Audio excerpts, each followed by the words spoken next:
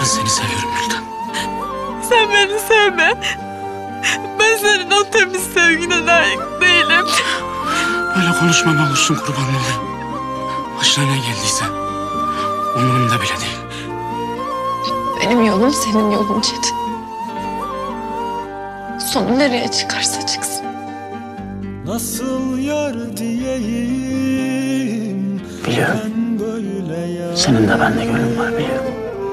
Mecnun edip çöle saldıktan sonra alemin bağında bülbüller öter. Nidem benim gülüm solduktan sonra alemin bağında bülbüller öter. Nidem benim gülüm solduktan sonra alemin bağında bülbüller öter. Nidem benim gülüm solduktan sonra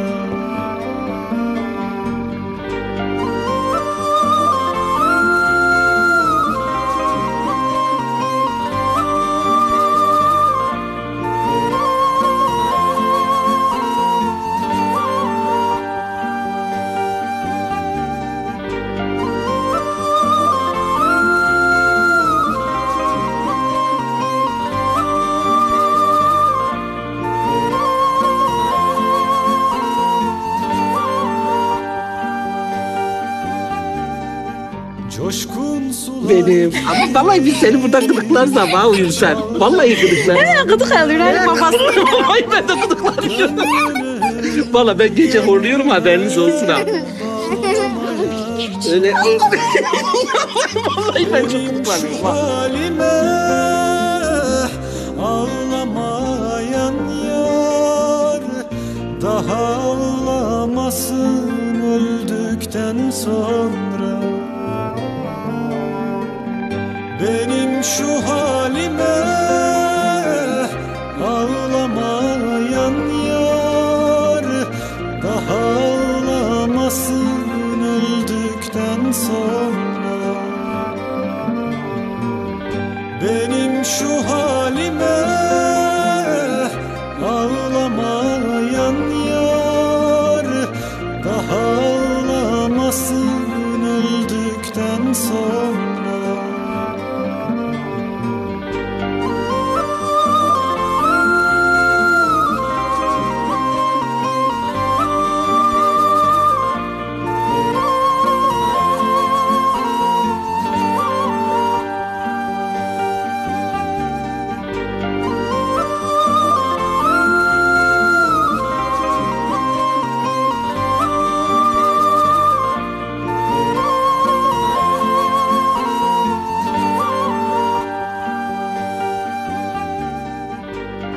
Altın kalbim benim.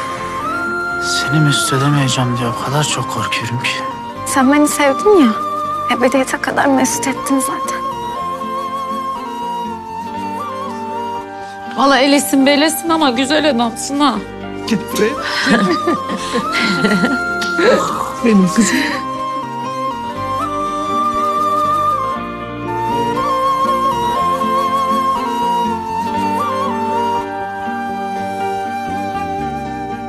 Bir sultan abdalım sürem bu yolu, insanı kamilim olmuşam kulu. İster yağmur yağsın, isterse dolu, nidem ben ummana daldım daldıktan sonra. İster yağmur yağsın, isterse dolu, nidem ben ummana daldıktan sonra.